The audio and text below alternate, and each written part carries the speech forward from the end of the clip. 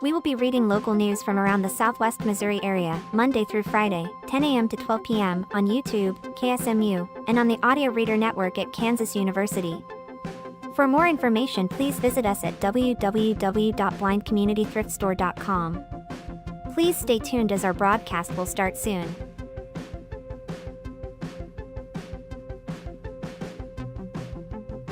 Please remember to like, comment, and subscribe on our YouTube channel now. At Blind Community Thrift Store on YouTube, and more info about this radio reading service, Navalins, and the Blind Community Thrift Store at www.blindcommunitythriftstore.com. The Blind Community Thrift Store radio reading service will begin shortly. We will be reading local news from around the Southwest Missouri area, Monday through Friday, 10 a.m. to 12 p.m. on YouTube, KSMU, and on the Audio Reader Network at Kansas University. For more information, please visit us at www.blindcommunitythriftstore.com. Please stay tuned as our broadcast will start soon.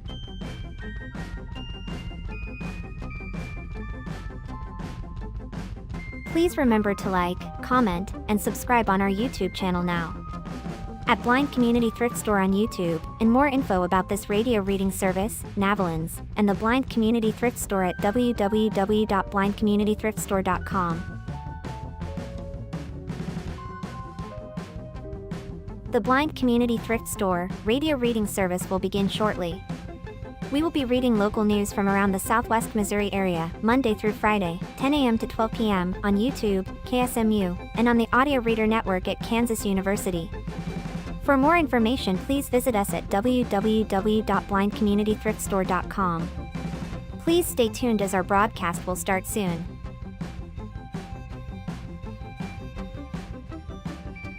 Please remember to like, comment, and subscribe on our YouTube channel now.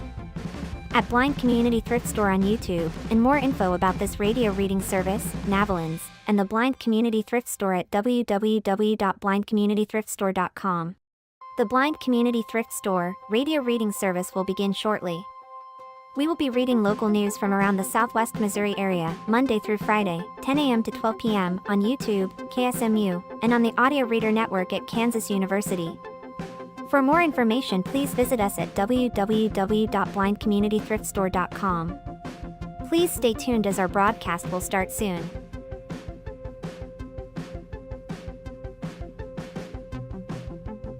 Please remember to like, comment, and subscribe on our YouTube channel now. At Blind Community Thrift Store on YouTube, and more info about this radio reading service, Navalins, and the Blind Community Thrift Store at www.blindcommunitythriftstore.com. The Blind Community Thrift Store radio reading service will begin shortly. We will be reading local news from around the Southwest Missouri area, Monday through Friday, 10 a.m. to 12 p.m. on YouTube, KSMU, and on the Audio Reader Network at Kansas University. For more information, please visit us at www.blindcommunitythriftstore.com. Please stay tuned as our broadcast will start soon.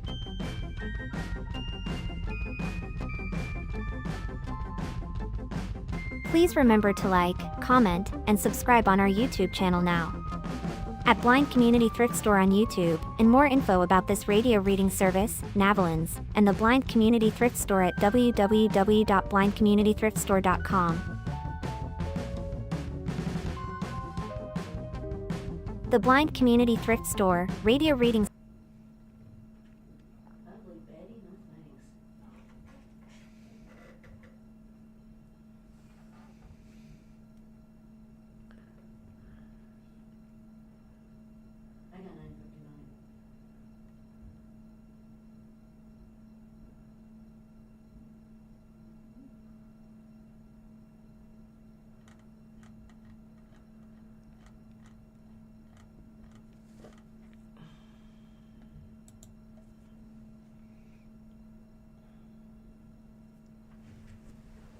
The time is 10 a.m.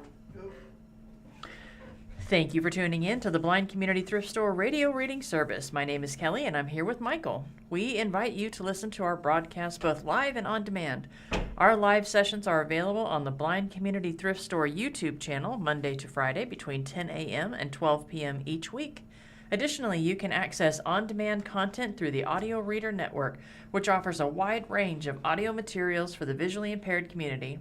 To explore content from the Audio Reader Network, please visit www.reader.ku.edu. This site provides details about accessing content via Amazon Alexa, Audio Reader Network mobile app, and information on receiving a radio to listen to the broadcast by KSMU Radio. All broadcasts are played over KSMU's subcarrier airwaves at 67 kilohertz on 91.1 from 3 p.m. to 5 p.m. Monday through Friday. Contact the Audio Reader Network for information on receiving a pre-programmed radio. These are the holidays for Friday, January 2nd, 2026. 55 mile per hour speed limit day. Happy Mew Year Day for cats. National Buffet Day. National Cream Puff Day. National Motivation and Inspiration Day. National Personal Trainer Awareness Day, probably to go along with that National Cream Puff Day. And National Buffet Day. National Run It Up the Flagpole and See If Anybody Salutes It Day. National Science Fiction Day. Swiss Cheese Day and World Introvert Day. Today in history. The first photo taken of the moon, probably. Louis Daguerre, a French artist and chemist who was one of the photography's earliest pioneers, is thought to have taken the first photograph of the moon on this day in 1839. It was destroyed when his studio burned down soon afterwards. More events on this day. Lee Jae-myung, leader of the Democratic Party of Korea, survived an assassination attempt in Busan. He went on to become president of South Korea in 2025. 2004. NASA's spacecraft Stardust collected dust grains from the comet Wild 2. The cometary material was later revealed to contain amino acid glycine, an essential building block of life. In 1967, after defeating the incumbent Democratic by nearly 1 million votes, Ronald Reagan, a one-time actor who had become a major figure in conservative Republican politics, was sworn in as governor of California. 1950. The first Academy Award for Best Actor for his roles in The Way of All Flesh, 1927, and The Last Command, 1928, Emil Jannings died in Austria. 1935. The trial of Bruno Hauptmann, who was charged with kidnapping and murdering the infant son of aviator Charles Lindbergh, began. Hauptmann, who denied involvement in the crime, was found guilty and executed in 1936. 1920. The most spectacular of the Palmer raids took place when thousands of people were arrested in more than 30 cities, accused of being foreign anarchists, communists, or radical leftists. The raids, led by the U.S. Attorney General A. Mitchell Palmer, with the primary goal of deporting those arrested, were the culmination of the era's Red Scare. 1905. Russian forces surrendered Port Arthur, later Lushan, China, to the Japanese in the Russo-Japanese War. 1904. Sally Rand, who achieved fame as the fan dancer in the 1930s and later deployed 5-foot elastic bubbles in her performances, was born in Elkton, Missouri. Today's birthdays include Colby Brock, 29, a YouTube star. Bridger Nelson, 27, a YouTube star. Brianna Arsment, 32, a YouTube star. Hadley Grace, 13, a TikTok star. Sophie Maglidon, 23, a TikTok star. Bryson Tyler, 33, R&B singer. Tfue, 28, a Twitch star. Levi Coral N, 28, a TikTok star, and Renee Else Goldsberry, 55, a TV actress. The obituaries: Melissa Ann Bryan, age 72, of Butler, Missouri, passed after a long illness on December 26, 2025. Born April 12, 1953. Clyde Heidel, 78, of Willard, passed away December 27, 2025. Arrangements provided by Walnut Lawn Funeral Home. Services on January 10th at 10 a.m. at Walnut Lawn Funeral Home. And a burial following at Stockton City Cemetery. Nancy Blair Moon, age 91, of Santa Fe, New Mexico, died Wednesday, August 20th, 2025, in Santa Fe, New Mexico. She was born in Akron, Ohio, the daughter of Howard Red Blair and Elizabeth Wilkin Blair.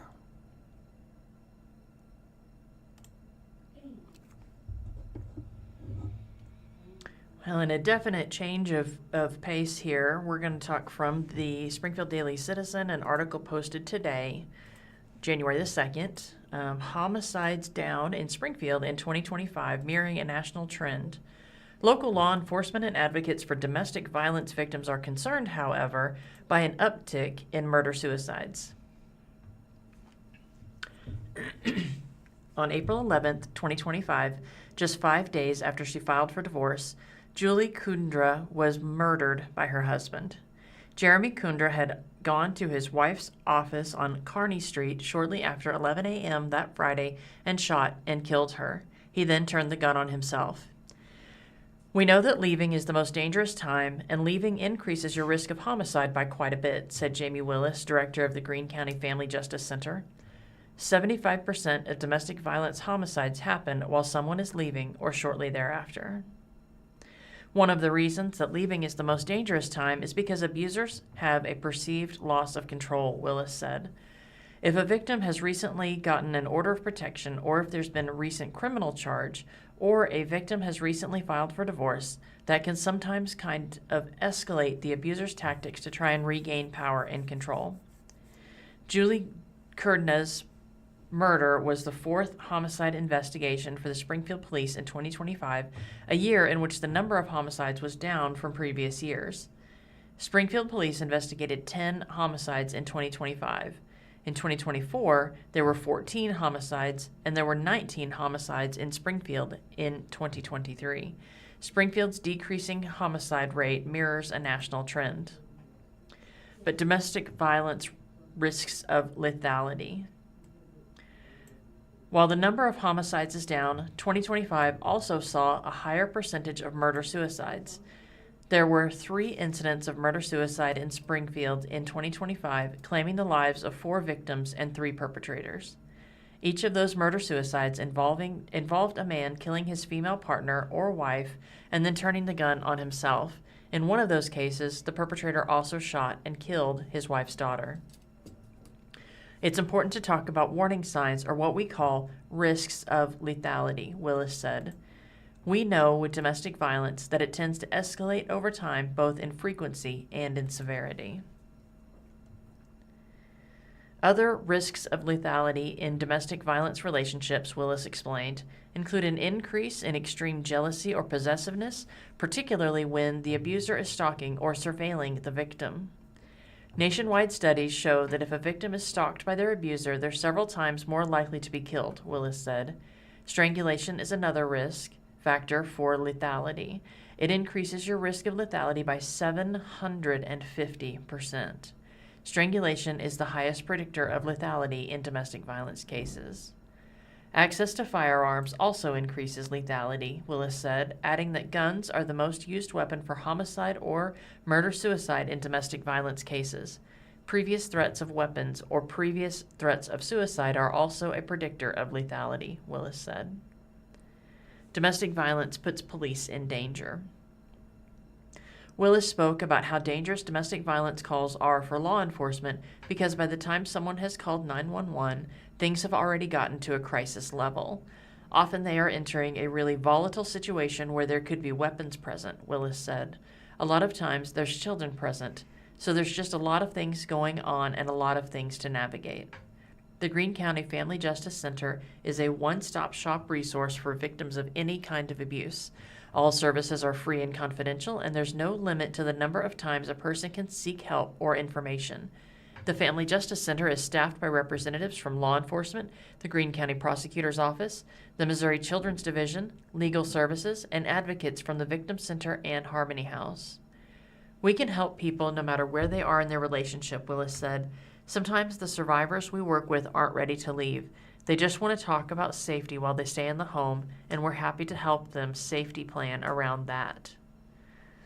Homicide victims knew the suspects. Of the 10 homicide victims in Springfield in the past year, 9 died due to gunshot wounds. With the exception of the February 16th homicide, with prosecutors ruled a justified shooting in which a police officer shot an armed suspect who refused to comply with officers' commands, all of the 2025 victims knew the suspects. Essentially, police say there were no stranger-to-stranger murders in Springfield in 2025. Springfield Police Chief Paul Williams noted the lack of random violence in the city during a recent interview with the Daily Citizen. Springfield is a very safe community for the general public, Williams said, referring to the victims having known the perpetrators or suspected perpetrators. There is an interpersonal relationship between them. Williams acknowledged that Springfield has its fair share of gang members, but said he believes they are mostly loosely affiliated associates who often switch from gang to gang. We don't have what a lot of communities might have of gang-related violence or unknown assailants or people who have never met each other or collateral injuries from a crime, he said. We have young thugs who have a criminal intent, who use guns and commit violence and are loosely affiliated. The chief says no unsolved homicides this year. Williams also noted that all criminal suspects from the 2025 homicides have been arrested and charged. He credited the department's dedicated, experienced investigators.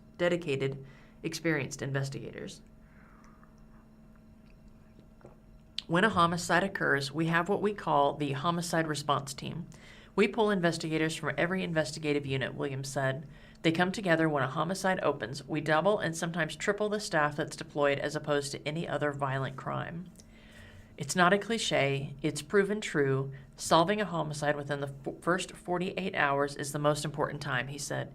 The clock is ticking in that first 48 hours. Recent advances in technology have also made a big difference in the department's ability to solve homicide cases.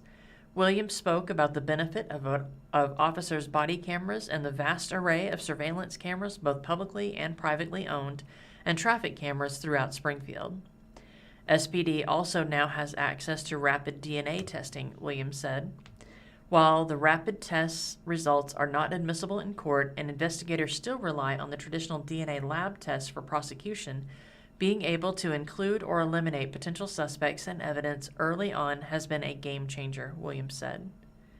We do a very, very good job investigating and solving homicides, a 90% success rate every year, Williams added. Homicide is the one thing you can't hide, and there is no statute of limitations. We never stop investigating unsolved cases. This is a breakdown of the 10 homicides in Springfield this year. Springfield's 2025 homicides. January the 1st, 2025. The first homicide of the year happened around 2 a.m. on New Year's Day outside of Club Rodeo on West Bennett Street. David Franklin, 23, died of a gunshot wound. The man suspected of pulling the trigger, 22-year-old Marquise Gatton, was arrested soon after the shooting. Gatton was not charged with murder. Instead, Gatton is charged with the Class D felonies of stealing a firearm and of stealing $750 or more, and 3 counts of misdemeanor tampering with physical evidence. Those charges stem from Gatton allegedly taking Franklin's firearm and cell phone from the scene, as well as his own firearm, and attempting to conceal them. According to the probable cause statement, about 2 hours after police found Franklin in the parking lot at 1919 West Bennett Street with a gunshot wound, Gatton arrived at the scene to turn himself in to police. He was transported to police headquarters and interviewed. Gatton told police he and Franklin first saw each other out that evening at Club Rodeo. Gatton said Franklin had been threatening him throughout the evening and brandished a handgun on multiple occasions. Gatton said the two men went across the street and that Franklin, according to Gatton, walked toward Gatton and held his gun in an upward motion. At that time, Gatton said he shot his firearm twice and Franklin fell to the ground, according to the statement.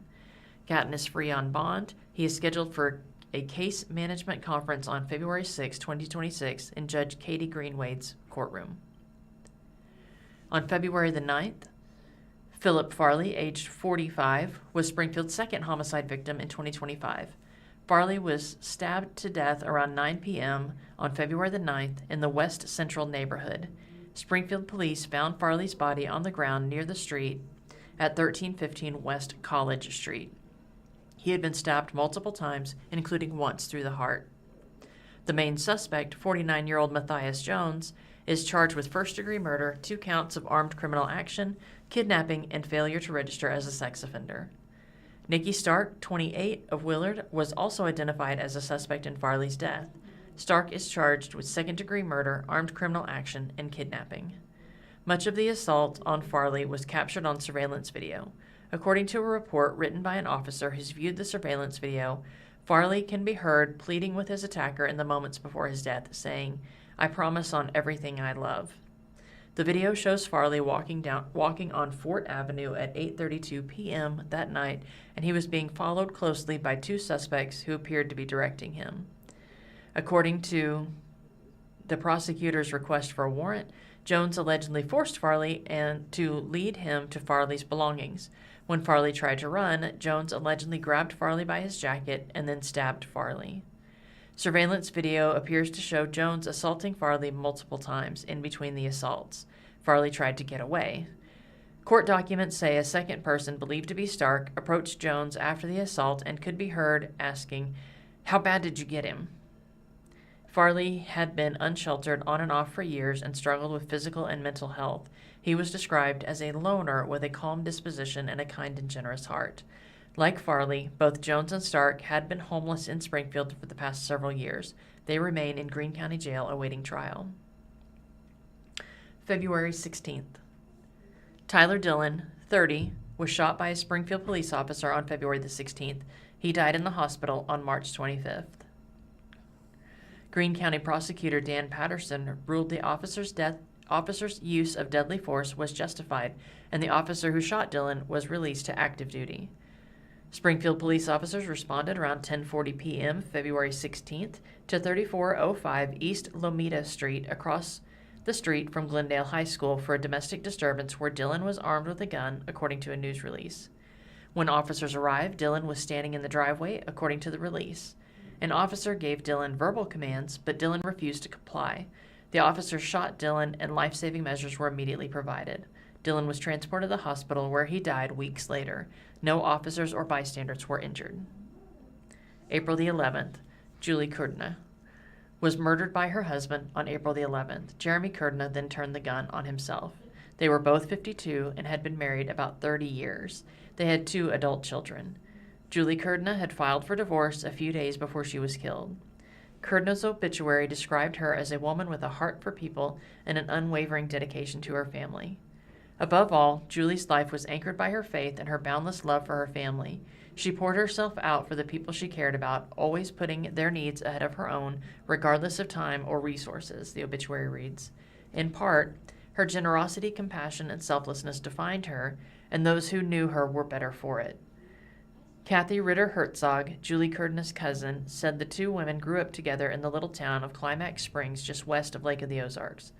She was a sweet, kind person and never had a bad word to say about anyone, Ritter Herzog told the Daily Citizen. She was loved by everybody in the community. April the 15th, Katrina Dotson. Just a few days after Julie Kurdna was killed by her husband, another murder-suicide claimed the life of Katrina Dotson.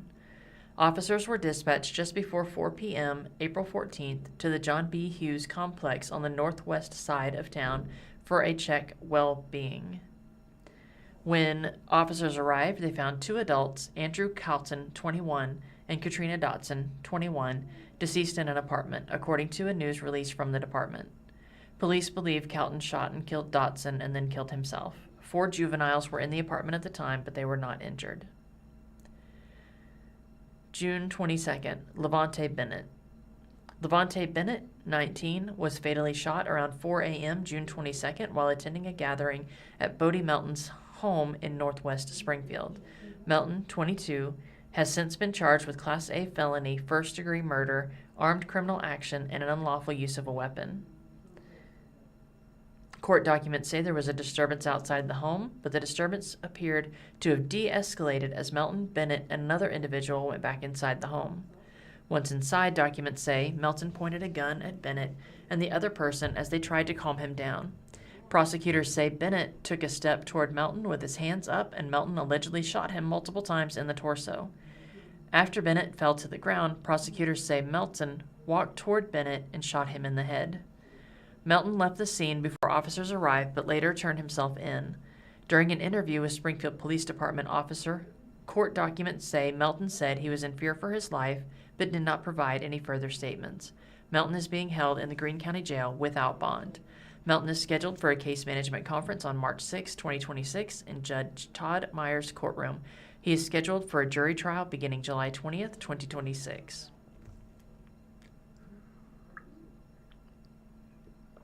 August 24th, Jessica Parnell and Alea Perkins. Jessica Parnell, 35, and her 13-year-old daughter, Alea Perkins, were killed in a double murder-suicide in West Springfield on August 24th. Springfield police say Ryan Parnell shot and killed his partner of a decade and her daughter, and then set the house on fire. Parnell then turned the gun on himself. A number of pets were also found deceased. Amanda Harley, Jessica's sister, spoke with the Daily Citizen a few weeks later. "This wasn't just a crime of passion. This was a complete sociopath," Harley told the reporter. "He shot all the animals. They did not die in the fire. They were all shot and executed. Then he poured gasoline throughout the house. I think it's important someone knows how bad it really is."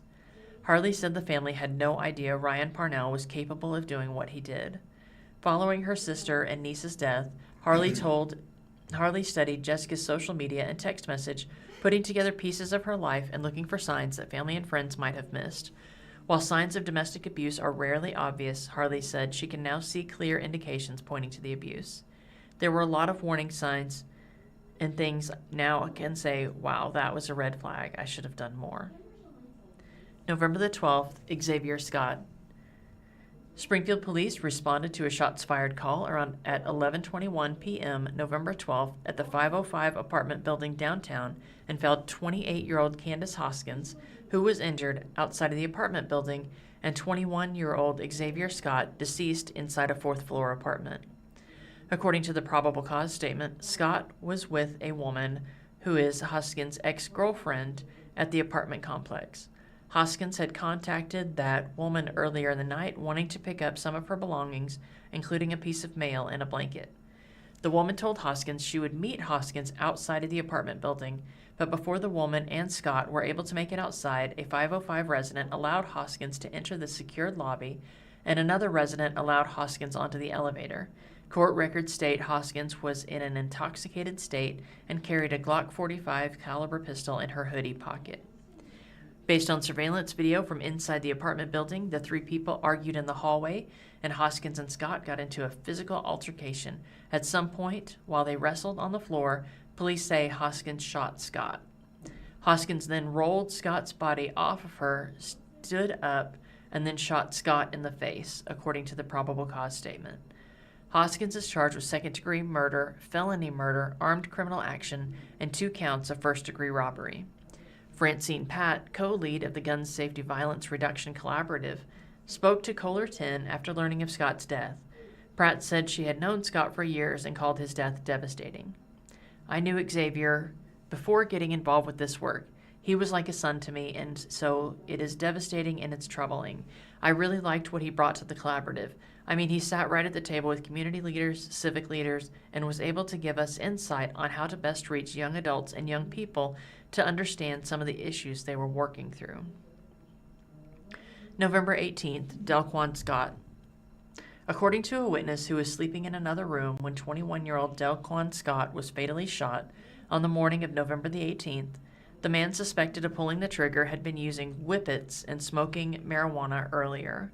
Police believe Scott was also sleeping when he was shot by his friend, 23-year-old DeAndre Jones of Springfield. Jones is charged with first-degree murder and criminal action, abandonment of a corpse, and tampering with physical evidence.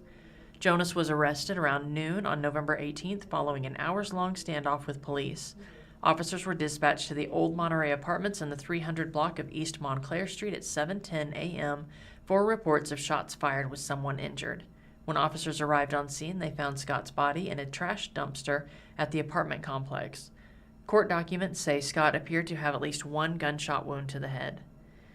The witness told police Jonas admitted he shot Scott and that Jonas wanted the witness to help move the body. The witness refused, fled the apartment, and called 911. According to the witness, the three men had been hanging out together the previous night. The witness stated he went on to sleep in another room and woke to a loud noise like a gunshot. The witness said he then saw Jonas outside of the other bedroom, pacing back and forth with a gun in his hand. When the witness asked Jonas what happened, Jonas allegedly said that he shot Scott because of his impulsive thoughts. Scott was from Davenport, Iowa, and was in Springfield visiting friends, according to a GoFundMe page set up to raise funds to transport Scott's body back to Iowa and pay for memorial service. Scott had recently become a father to a baby boy. We were distraught to learn someone he knew took his life when he was asleep, Scott's grandmother wrote on the page.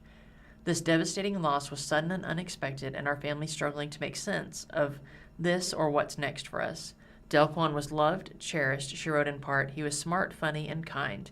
He took on the role of being older brother and wore it like a badge of honor. His loss has left an irreplaceable void in our family. And that's the story of the 10 homicides in Springfield in 2025. Jackie Rewald is a reporter at the Springfield Daily Citizen. She covers public safety, the courts, homelessness, domestic violence, and other social issues. Her office line is 417-837-3659. This comes to us from the Springfield News-Leader. Missouri's minimum wage increases January 1st. What to know by Ahmed Jawadi, USA Today Network.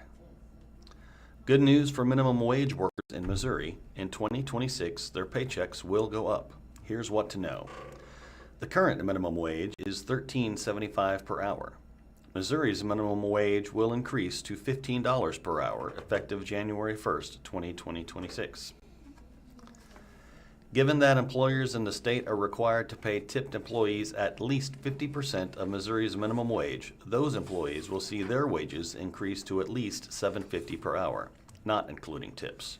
If their tips aren't enough to bring that total earnings to at least $15 per hour, then employers must pay them the additional difference.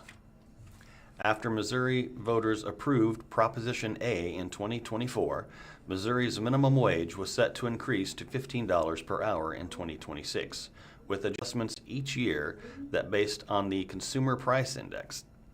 But a bill signed by Missouri Governor Mike Kehoe earlier this year repealed this provision, meaning there won't be any more minimum wage increases beyond 2026.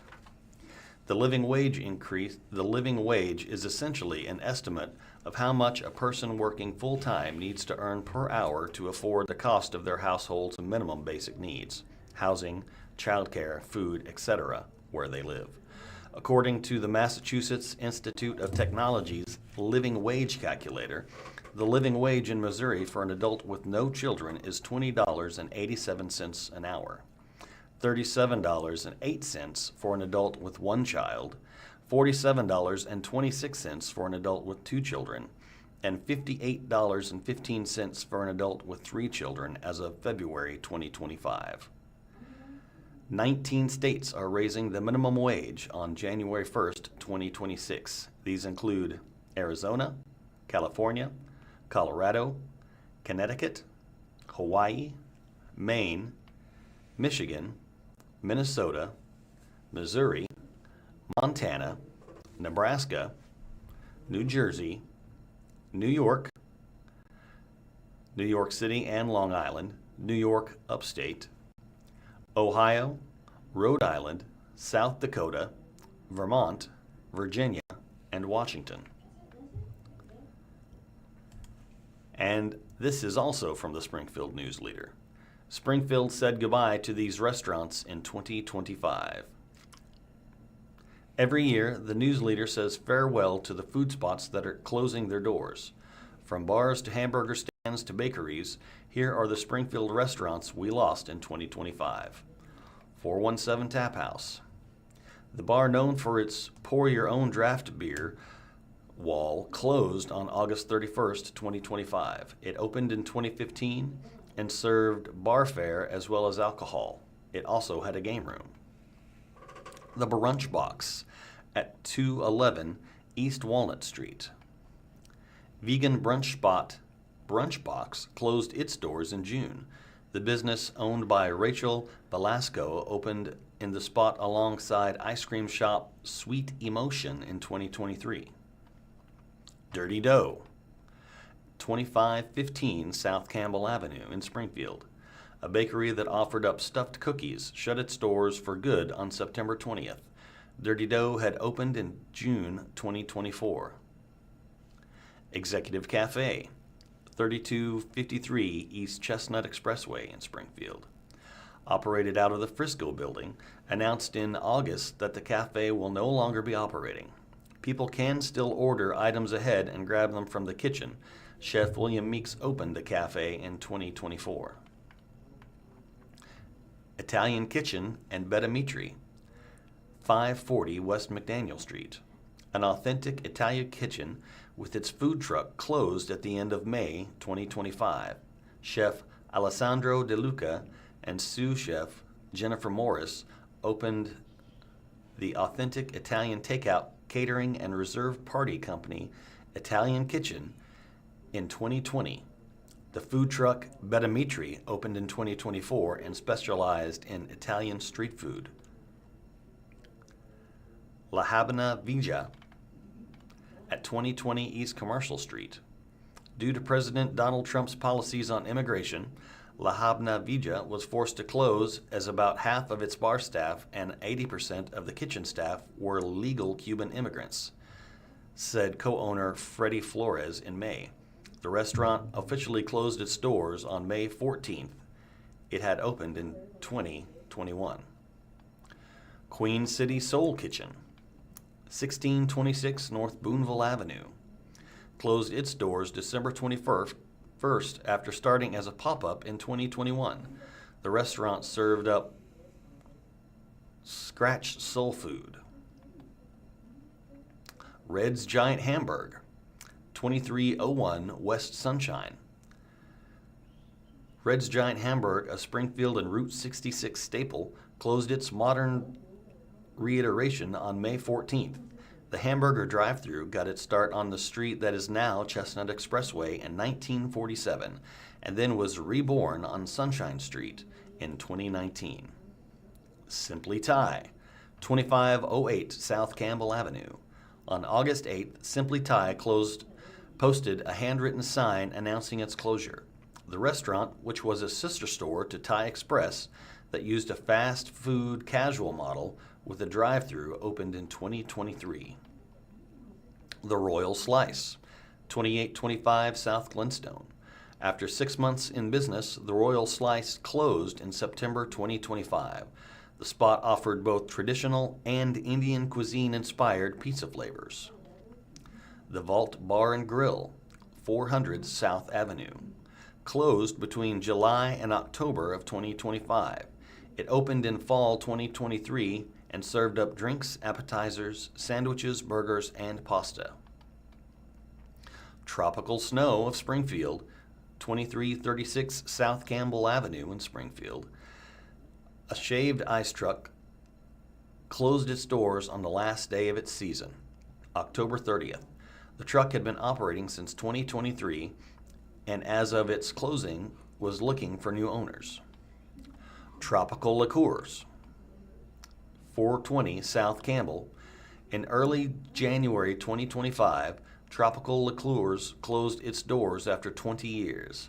Known for its frozen alcoholic drinks, the shop has 2 other locations in Columbia and St. Louis.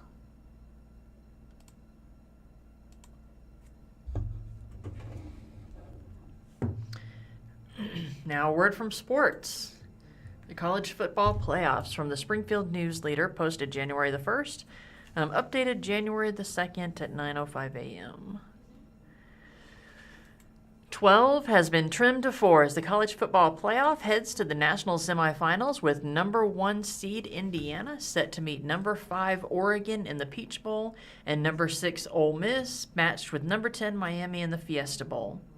The Hoosiers mauled number 9 Alabama 38-3 in the Rose Bowl behind another perfect game from Heisman Trophy winner Fernando Mendoza, who finished with more touchdown passes, 3, than incompletions, 2. The Rebels dug out of a 21-12 halftime deficit and won 39-34 against number 3 Georgia, pulling away late with a 47-yard field goal with 6 seconds left. Oregon smothered number 4 Texas Tech 23-0 in the Orange Bowl thanks to 4 turnovers by the Red Raiders, including a key end zone interception by quarterback Baron Morton in the third quarter.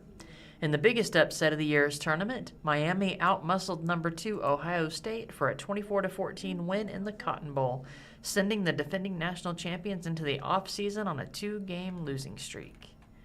Before tuning into the next round, here are the biggest winners and losers from the quarterfinals. The winners, Indiana, the number 1 in the nation for a reason. But for the doubters and cynics, this destruction of mighty Alabama makes a point that's impossible to ignore.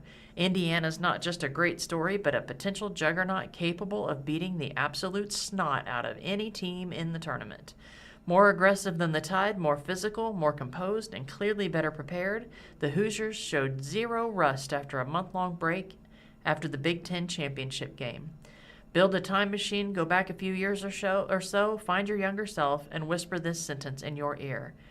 Alabama just lost the Rose Bowl to Indiana by 35 points. Ole Miss, now 2-0 without Lane Kiffin, the Rebels avenged their one regular season loss thanks to a brilliant night from senior Trinidad Chambliss, who had 362 yards passing and 2 touchdowns without an interception. Down 21-12 at halftime, Ole Miss began to take over in the third quarter and then delivered 2 key scores early in the fourth. Along the way to the game-winning field goal, the Rebels had to deal with several questionable penalty calls, or lack thereof, and needed to regain their composure after Georgia tied the game with a minute to go. That Ole Miss continues to defy the odds really speaks to new coach Pete Golding's work on keeping the team together. Oregon. The image of Oregon as a finesse program persists despite ample evidence to the contrary. The latest example was the Ducks' shutout in the Orange Bowl, which saw the defense never allow the Red Raiders to come up for air in giving up just 215 yards on 3.5 yards per play. While the running game sputtered and gained just 64 yards, Oregon quarterback Dante Moore hit on 26 of 33 attempts for 234 yards. But the defense did the dirty work in this win, including not just that end zone pick, but a previous strip sack fumble return earlier in the third quarter that set up the Ducks' first touchdown. Miami. The way Miami beat Ohio State matters. Going up against a team many expected to repeat and a defense that ranked first nationally in the major categories, the Hurricanes dictated the tempo and the tone by dominating the line of scrimmage on both sides of the ball. That was embodied during the 5-minute drive late in the fourth quarter that helped Miami bury the Buckeyes. Matchups also matter in the postseason, and Miami might have met a friendly opponent in the Ohio State's slower playing style. But there's no question after the Cotton Bowl that the Hurricanes have the ability to win 2 more games and the program's first national championship since 2001. Now to the losers. Alabama. Alabama hadn't lost by 30 or more points since 1998. The Crimson Tide were so clearly the inferior team in talent, coaching, drive, and toughness that the 35-point loss wasn't surprising, necessarily speaking, but that doesn't make it any less embarrassing. After fighting back from 17 points down to beat Oklahoma in the opening round, Alabama never even put up a whisper of an argument against the Hoosiers and seemed happy to shut things down early in the second half and look toward next season. This was the program's 7th loss in 2 years under Coach Kalen DeBoer after dropping 9 games across Nick Saban's final 6 seasons. Ohio State. There's a question to be asked about how good Ohio State was, really, after losing to Indiana and Miami in its final 2 games. Yeah, the Buckeyes beat Texas, but that was in the season opener. Their next best win came against Michigan. The defense was terrific all year, but couldn't get key stops against Miami, especially with the game on the line.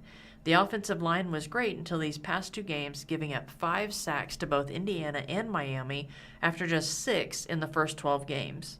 While plenty of talent is coming back to Columbus, Ohio State has to speed things up offensively after playing too sluggishly this season. Georgia. The Bulldogs seemed on the verge of delivering a knockout blow coming out of the half after a 21-point second quarter. To give back the game at that point underlies Georgia's unpredictability even during a 12-1 regular season, especially when an offense that was better running the ball than 2024 but often unable to put teams away.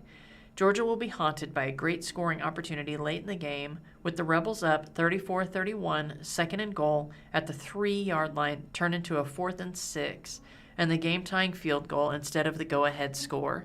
To not get 6 points was out of character for a team that came up in the Sugar Bowl ranked 3rd in the country with a 79.3% touchdown rate in the red zone. And the Big 12. The Orange Bowl was a bad look for the Big 12, which joined the ACC in sending just 1 team to the tournament, but had that team ejected right off the bat, while Miami has already claimed 2 playoff wins. The loss also comes after a postseason where Big 12 teams had earned bowl victories against teams from the ACC, SEC, and the Big 10. This still goes down as a banner season for Texas Tech, despite ugly way things ended against Oregon, though it's clear the Red Raiders will need to reopen their pocketbooks to compile another playoff-worthy roster next season. This is from the Springfield News-Leader. These topics are set to go before City Council in 2026 by Marty Mees. Although no seats on Springfield City Council will be up for election in 2026, the year will still be full of noteworthy local government decisions. From a potential referendum to determining the future of the convention center plans, Council will have to take on a whole spectrum of issues. Council will also change its typical practice of meeting on Tuesdays for a more casual workshop meeting. Instead, in 2026, Council will meet on Monday afternoons on the weeks when regularly scheduled council meetings are not scheduled, to make up for having fewer meetings. They will be longer and include more than 1 presentation, as was previously the norm. Here's what Council may face in 2026. Potential Hotel of Terror referendum petition. Council unanimously voted to initiate the eminent domain process against the Hotel of Terror property at 334 North Main Avenue on December 15th. Since then, Hotel of Terror owner Sterling Mathis has led efforts to collect enough signatures for a referendum petition. City had been in negotiations with Mathis for several years, but unwilling to go beyond its final $2 million offer for the haunted attraction to be moved elsewhere. The acquisition of the property is key for the city to replace the deteriorating Main Avenue Bridge. Mathis has most recently asked for $3.5 million to relocate the Hotel of Terror, noting that the city has continued to add requirements of the new location that has driven up the costs. Mathis now has until January 14th to collect 1,499 signatures of registered Springfield voters, according to the previous Springfield News-Leader reporting. If he is successful in doing so, Council can then decide whether to repeal their own decision or send the question to the ballot. There are several locations throughout Springfield that are collecting signatures for the petition, which are shared on the Hotel of Terror Facebook page. If this feels like deja vu, it's likely because Council, at that time of a different makeup, already did this once before. In 2023, the eminent domain process was initiated, but Mathis submitted a sufficient referendum petition, and Council decided to repeal the ordinance and return to the negotiation table. Should the matter go forward to eminent domain proceedings, a court-appointed 3-member commission would weigh all evidence. appraisals, and other documents to come with what they believe to be a fair price. From there, either party could appeal and take it to a jury trial to determine the price instead. Convention Center faces uncertain future. After Springfield voters rejected an increase to the lodging tax in November, city leaders have gone back to the drawing board and gathered feedback on its convention center plan. In July, Council received a report by Hunden Partners that pointed to a need for a new 125,000 square foot convention center that is estimated to cost $175 million to construct. The consultant's report also pointed to a need for a 400-room adjacent hotel to make the new convention space successful, even though no plans for constructing the hotel have been shared publicly. Into 2026, the city will face a decision on where to go from here on the convention center plans. Previously, city leaders had not ruled out bringing the lodging tax increase back to voters.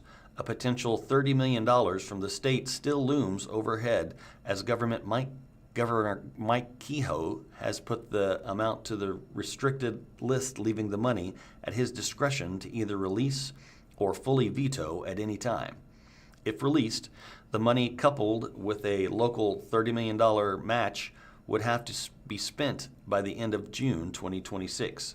So far, the city has remained mum on the exact location for the center and the professional team selected for the project. City Manager David Cameron will be holding a public listening session on Tuesday, January 6th at the Greene County Election Center at 1126 North Boonville Avenue from 5:30 to 7. According to the city news release, Cameron and the city staff will answer questions about the convention center proposal and share the results of the online feedback survey that was conducted December 4th through the 19th. New development code, new zoning map. After years in the making and months of reviewing, the city codes that determine the shape and development across the Queen City will go into full effect in 2026. The new development code seeks to streamline processes and bring city guidelines into alignment with the Forward SGF comprehensive plan. The largest changes include a shift away from land use to focus more on scale and design of streets and building, condensing the current 25 zoning districts into 14 districts, and the addition of more green space and tree preservation guidelines. The new code is aimed at encouraging more housing development, particularly for missing middle housing that falls in between single-family homes and large apartment complexes. In order to fully implement the new guidelines, the city has to undertake the creation of a new zoning map, aligned with the place types laid out in the comprehensive plans and the new consolidated zoning districts. City staff rolled out the remapped effort that will follow the typical rezoning process in the fall. In early 2026, the remapping will undergo hearings in front of Springfield Planning and Zoning Commission and Council.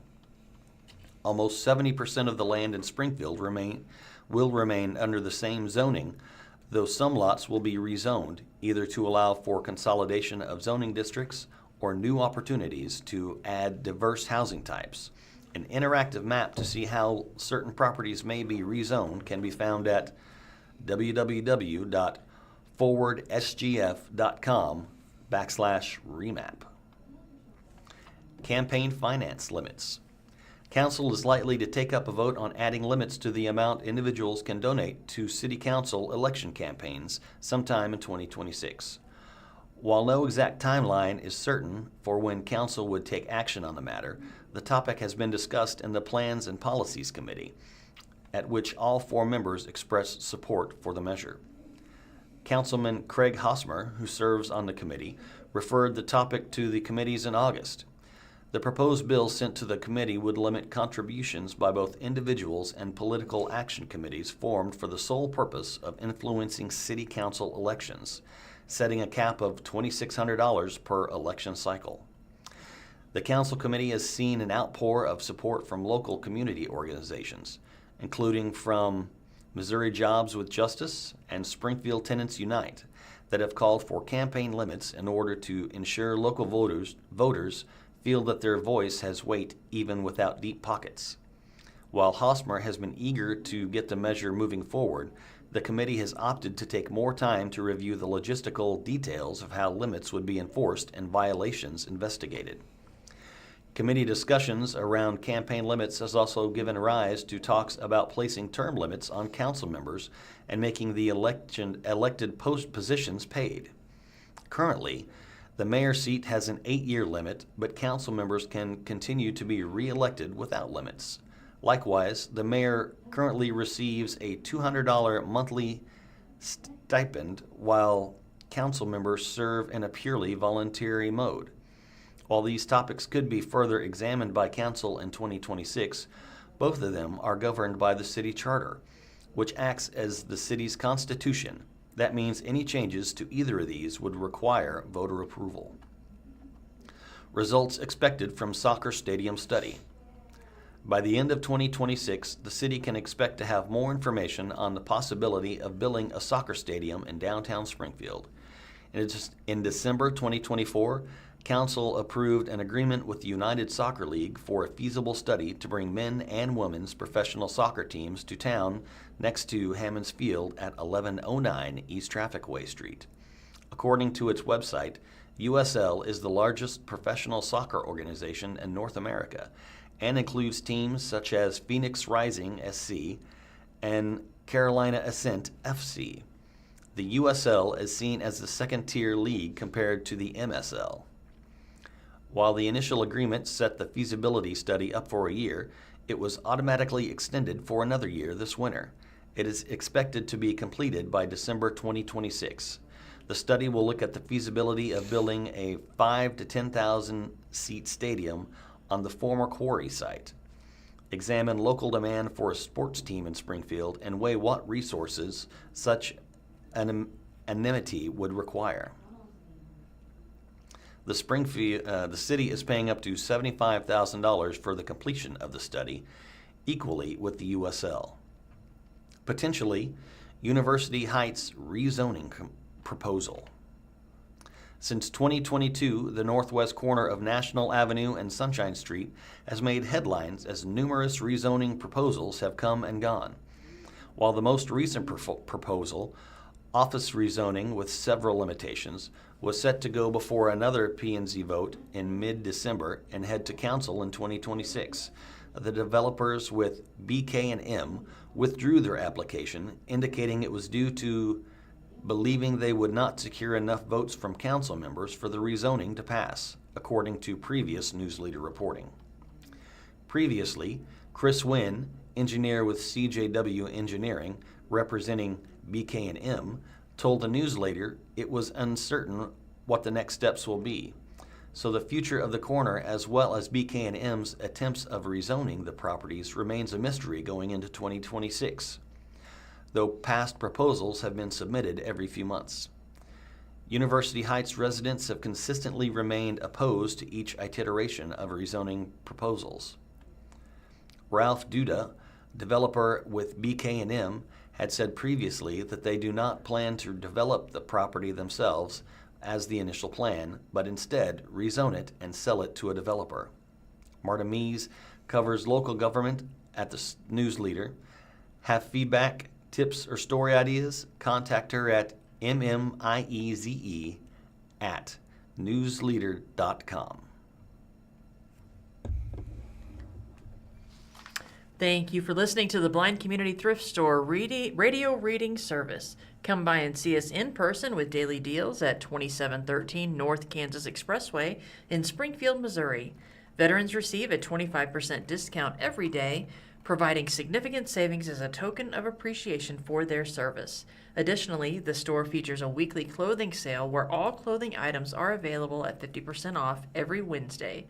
Seniors aged 55 and older benefit from a 25% discount every Tuesday, making shopping more affordable for the senior community.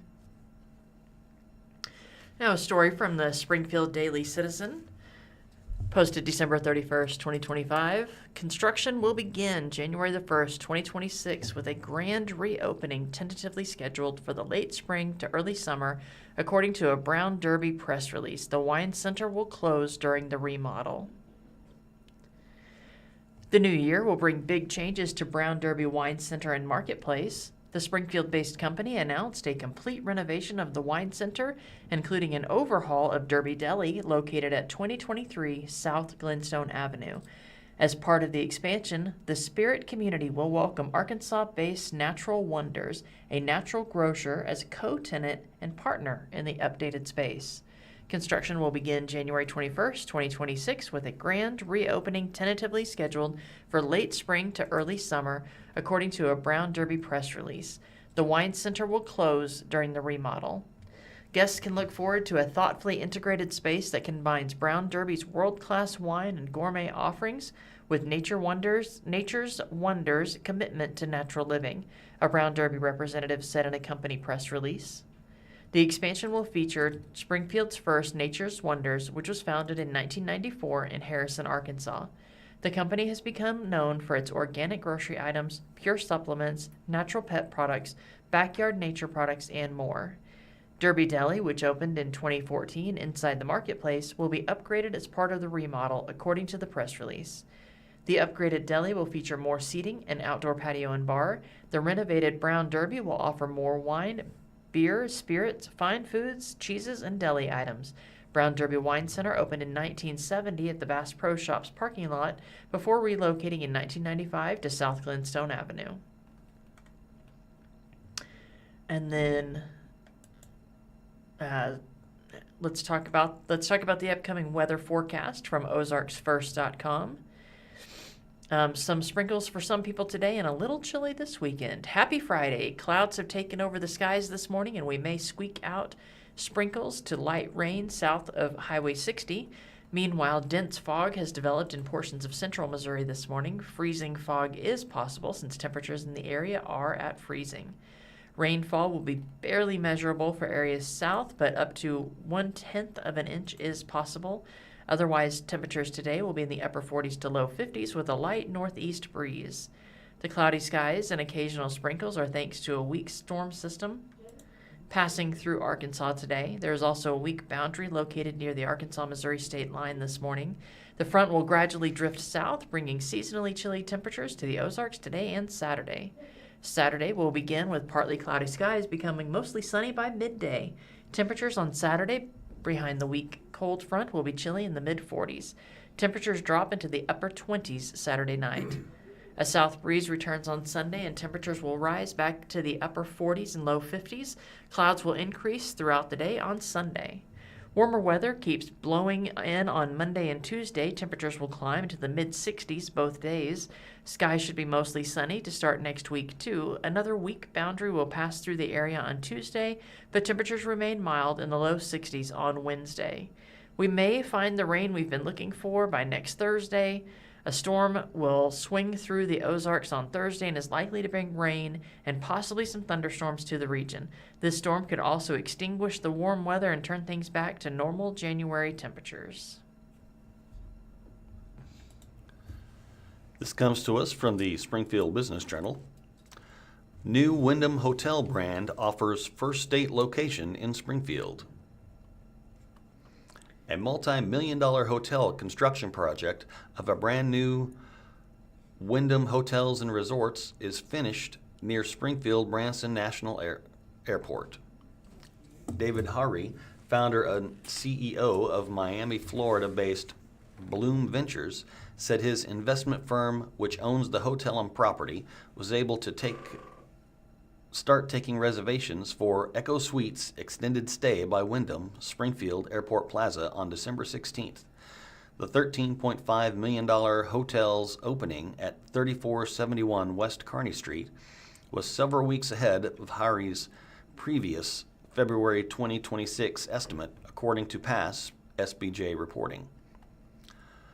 Harari said Osage Beach-based Thomas Construction was general contractor for the 50,000 square foot, 124 room Echo Suites Hotel, adding it is the first of the new Wyndham brand to open in Missouri. The concept features dog-friendly suites with full-size refrigerators and cooktops, laundry facilities, a fitness center, and electric vehicle chargers. Echo Suites are competitors to extended stay hotels such as Woodspring Suites, Extended Stay America, and Candle Suites, he said. There are about 15 of them opened over 200 in the pipeline, Harry said. Echo Suites, Wyndham acquired this brand early in 2023, and they are developers building them all over the country. It's a newer, sleeker brand. This site is located immediately adjacent to Bloom Ventures La Quinta Inn and Suites by Wyndham Springfield Airport Plaza, which the company purchased in late 2022, according to past reporting. We have a 92-room hotel, and we acquired the land adjacent to it, so it's a shared parking lot.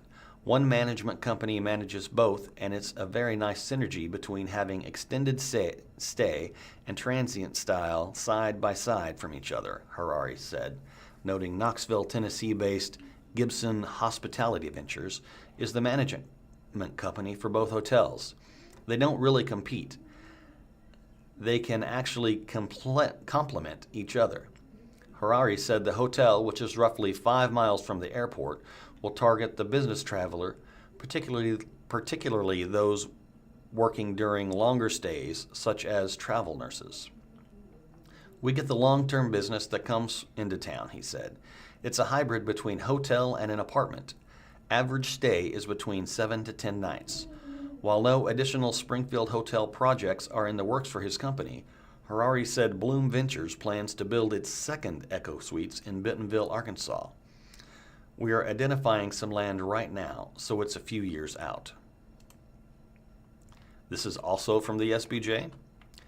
Tribeca Park envisions food hall, commercial, and residential development on Grant Avenue Parkway.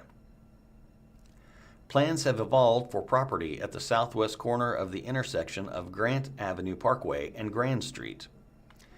In the spot where the Loose Goose Coffee Shop, bar, and recreational venue had been planned, Tribeca Park is in the works. The new development is envisioned with a food hall and bar and other commercial opportunities for the ground floor as well as multiple apartments. Asked how the project came together, Andrew Doolittle of development company GDL Enterprises, LLC, said that following the August 2022 City Council approval of rezoning for Loose Goose, GDL Enterprises had an opportunity to buy the former site of the Grant Avenue Pet Hospital at 1037 South Grant Avenue, plus 3 lots adjoining it. That doubled the site size, so we went back to the drawing board and created something new. Doolittle said Tribeca Park plans maximize the site's potential. A look at the site plan provided to Springfield's Business Journal by developers shows 2 buildings, a larger 4-story building, A, fronting Grand Street, with a smaller 3-story building, B, fronting the parkway.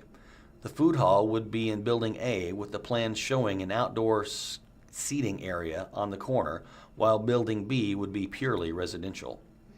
Doolittle said Building A is envisioned with an 8-vendor food hall, a separate bar, and about 5,000 square feet of commercial space, perhaps for a standalone restaurant or offices. The building would also serve as a physical location of a coffee shop. Casa Mucondo, operated by Kelly Hayes. Hayes is currently selling coffee, drinks, and beans and traditional Colombian foods at Farmers Market of the Ozarks, according to past SBJ reporting. For the food hall, there will be lots of seating both inside and outside, Doolittle said, including seating that fronts the parkway. He added that the food hall will be operated by a local restaurateur, yet to be determined. Someone with some experience, he said. Behind the project are 2 development entities, GDL Enterprises, owned by Doolittle, Willie Grega and Cameron Labar, and Tribeca Park, LLC, owned by Brian Hayes, husband of Kelly, and Tyler Helwig. In an interview this morning, Doolittle said GDL sold the real estate to Tribeca and the two entities entered into a partnership for the development. We think it's a great team for the project, Doolittle said. Heading up design work is Archiflex Studios, LLC, where Hellwig is a principal architect, and OWN Incorporated is serving as civil engineer. At this point in development, other members of the professional team, including a general contractor or other engineers, are yet to be on board, Doolittle said. The initial plans for the project call for 126 total residential units, a number that is subject to change, with 78 units on floors 2 through 4 of Building A and 48 units in Building B, which is designed to be entirely residential. Doolittle said a stormwater easement running through the property could require some changes to those calculations. Building A apartments will range from studio to 2-bedroom and lofted units. These are envisioned as somewhat upscale units, he said. Building B would be 1 and 2-bedroom units that are market rate. Asked about apartment amenities, Doolittle said the food hall is to be the primary amenity, with tenants to be offered memberships that most likely provide discounts on food, coffee, and alcohol.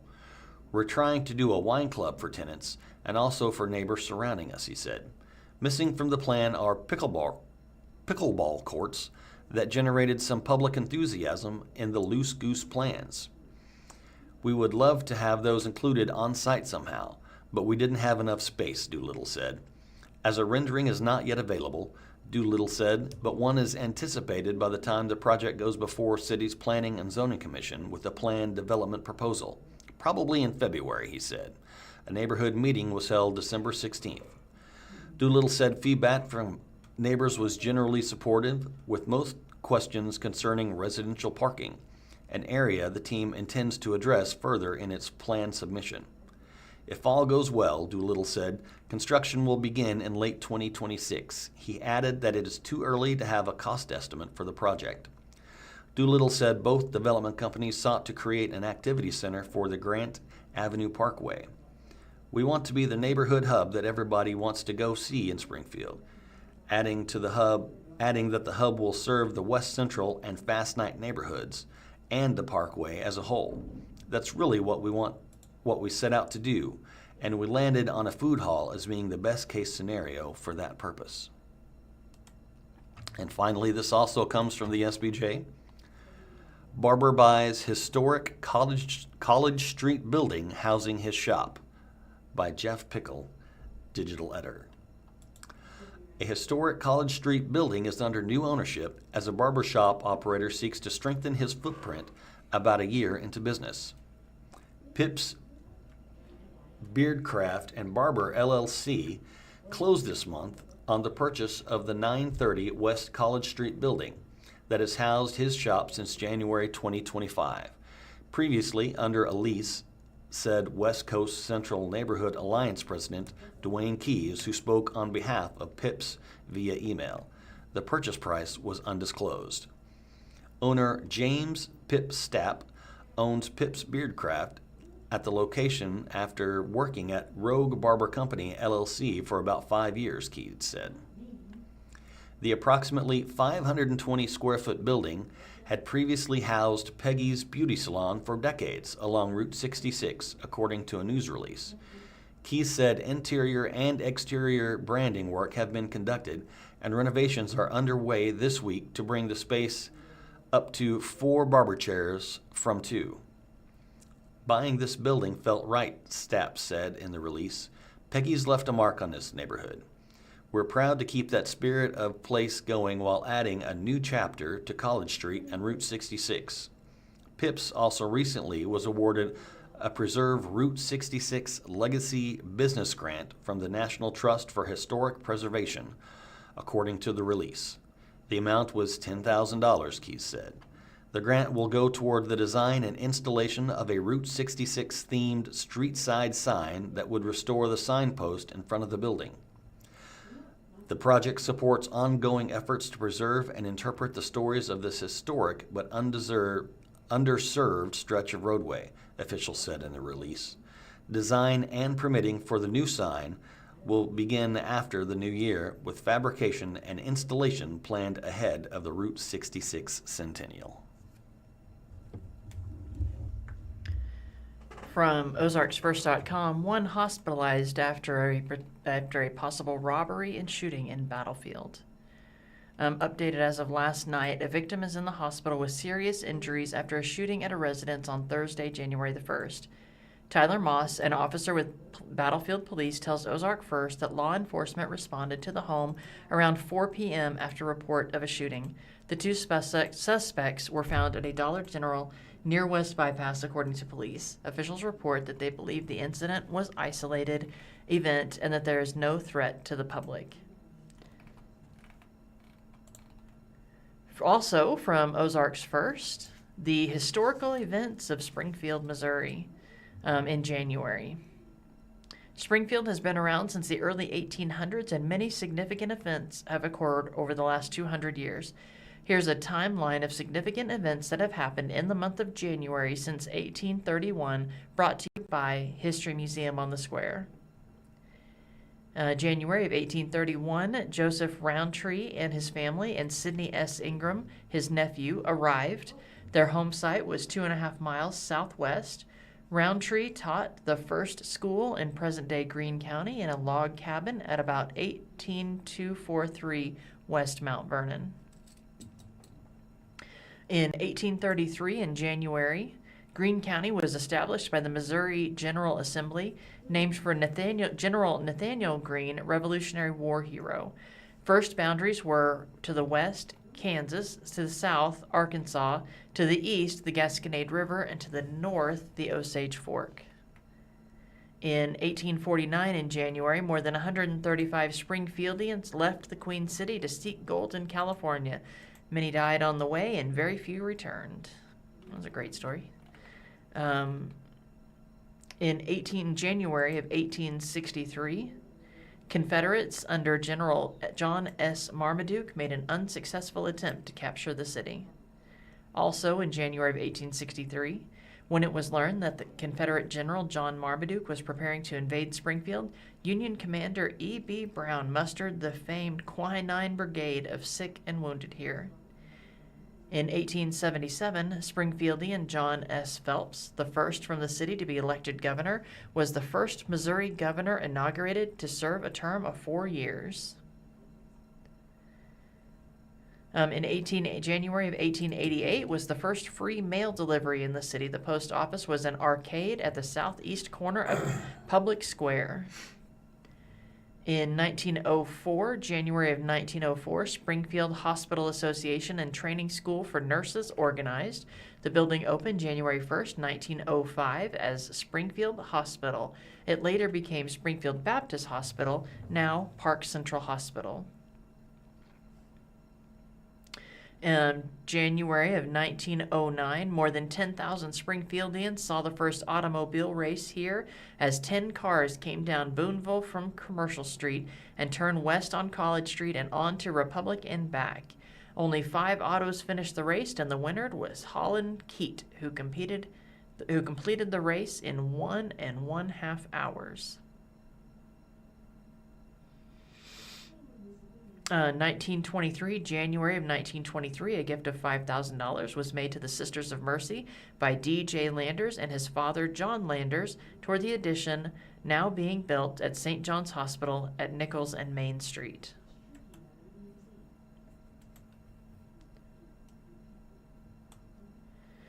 January of 1925, the combined capacity of mills operated by the Mayer Milling Company is almost 1 million barrels a year.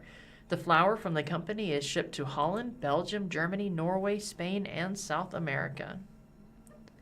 In 1929, City Council has agreed to buy 212 acres northwest of Fulbright Pumping Station for a new disposal plant. This will cost $20,000, and when developed, will replace 2 little out-of-date plants near Doling and Zoo parks. The planned cost is estimated at $129,000 in 1929. In 1952, January of 1952, First Congressional Church on Benton and Calhoun was built 49 years before burned. The new building was dedicated on March 14, 1954 for the congregation organized in 1869. January of 1955, KTTS-TV broadcast its first color television signal.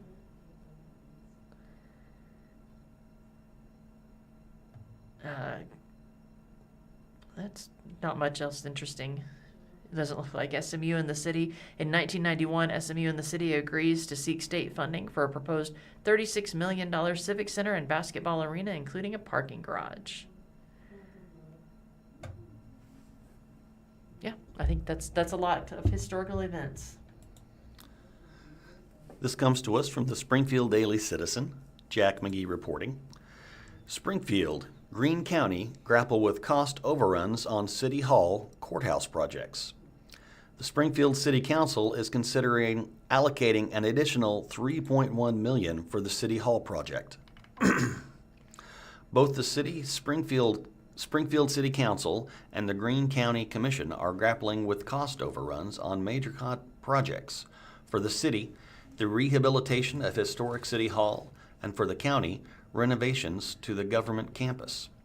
With more than $23 million already budgeted for the City Hall project, the City Council is considering allocating an additional $3.1 million from level property tax reserves for unanticipated abatement costs and additional improvements. Meanwhile, the Greene County Commission, which is wrapping up a challenging budget cycle, is weighing the need for a new security screening system for the judicial courts facility against higher than expected furniture costs. With each turn you take, there's some new discovery to be made. First conceptualized in 2017, the rehabilitation of historic City Hall, located at 830 North Boonville Avenue, is scheduled for completion by the end of 2026.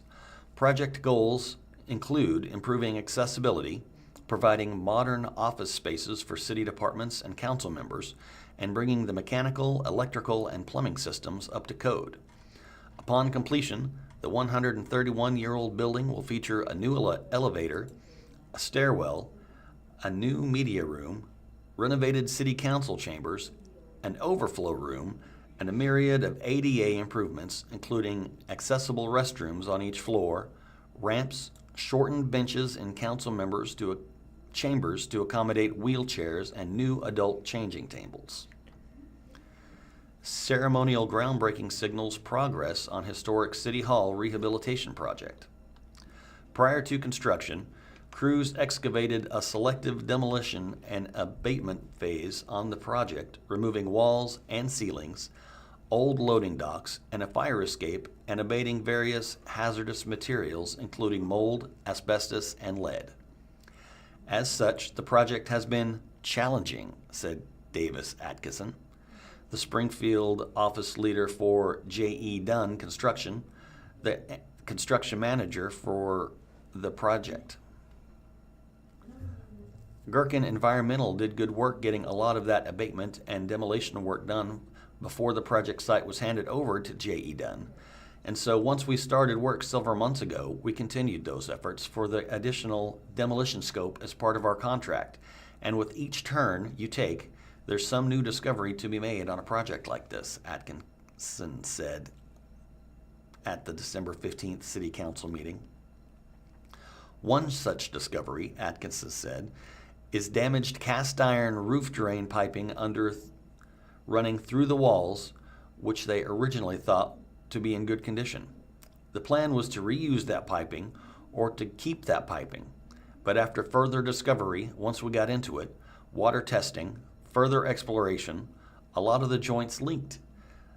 And so to fix that, we basically have to replace the piping to get all of that sealed up, Atkinson said. So opening up the walls, replacing the pipe, and then lo and behold, you open a wall, you find something else new, which is some additional asbestos abatement on pipe wrap that needs to be abated as well. In addition to the damaged piping, J.E. Dunn has discovered exterior stones that needed to be replaced or repaired. Additionally, lead paint in the council chambers and structural members in different locations are made of a different material than they were anticipating. Added scope, separate abatement contract necessitated funding request.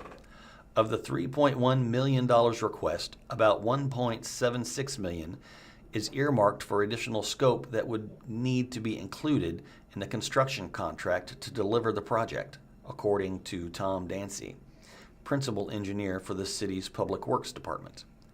The allocation also includes $800,000 for additional abatement and value-added improvements, as well as supplementary contingency to address any unanticipated expenses.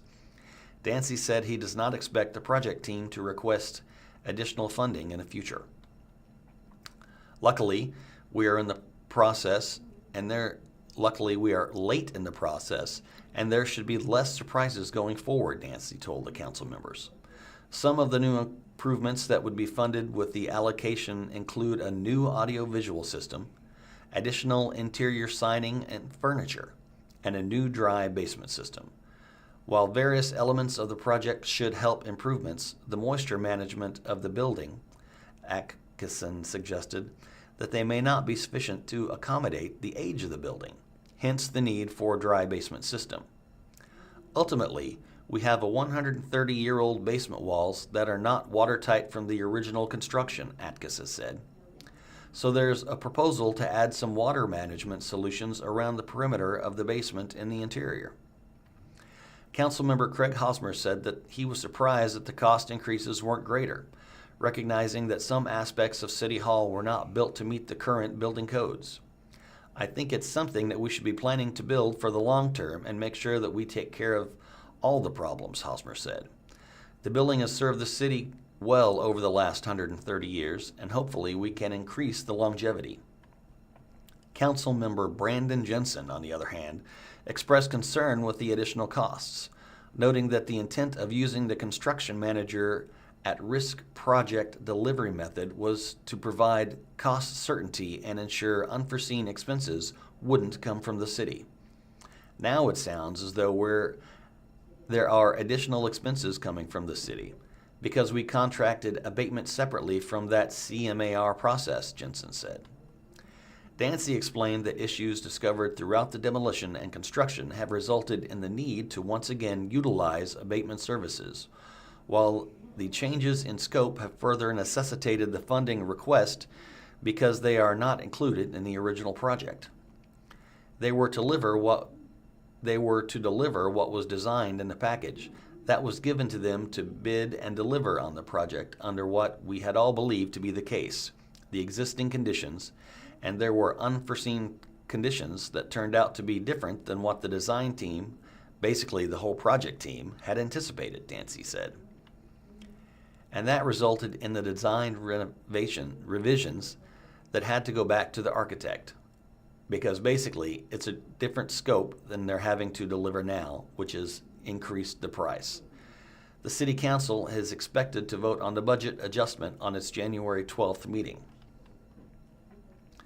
The Greene County Commission is similarly dealing with cost increases for its campus plan, which includes renovations to various county facilities, including the Greene County Historic Courthouse, the Judicial Courts Facility, and the old jail building, which was vacated when the Greene County Sheriff's Office relocated to its new offices on East Division Street in 2022. Perhaps the most noticeable project, however, is the construction of a new secure entryway building that will connect the Judicial Courts Facility and former jail building, which is being renovated to accommodate additional courtrooms and youth services. One of the primary objectives of the plan is to consolidate county offices around the Greene County government campus. As of 2025, about $42 million budget was budgeted for the campus plan, according to previous reporting, with renovations to the former jail and new entryway building making up the largest portion of the cost of about $19.9 million. Bob Rigdon, Senior Project Manager for the county's Resource Management Department, said in a December 11th County Commission meeting that the budget was set assuming the Sheriff's Office would use the same screening equipment it currently uses in the Judicial Courts Facility. But after a recent incident in which a knife was located on a person inside the Judicial Courts Facility, The sheriff's office has expressed concern that the existing equipment does not have the capability to catch everything, Rigdon said. Deputy Jonah Beadless, public information officer for the sheriff's office, said the incident was investigated and it was determined that the introduction of the knife was determined to be an intentional act. No arrest was made nor charges filed, according to Beadles. Nevertheless, the county is now looking to purchase an artificial intelligence operated scanner tool estimated at $230,000, with $60,000 already budgeted for screening equipment and an additional $60,000 freed up elsewhere in the budget. The county must find an additional $110,000.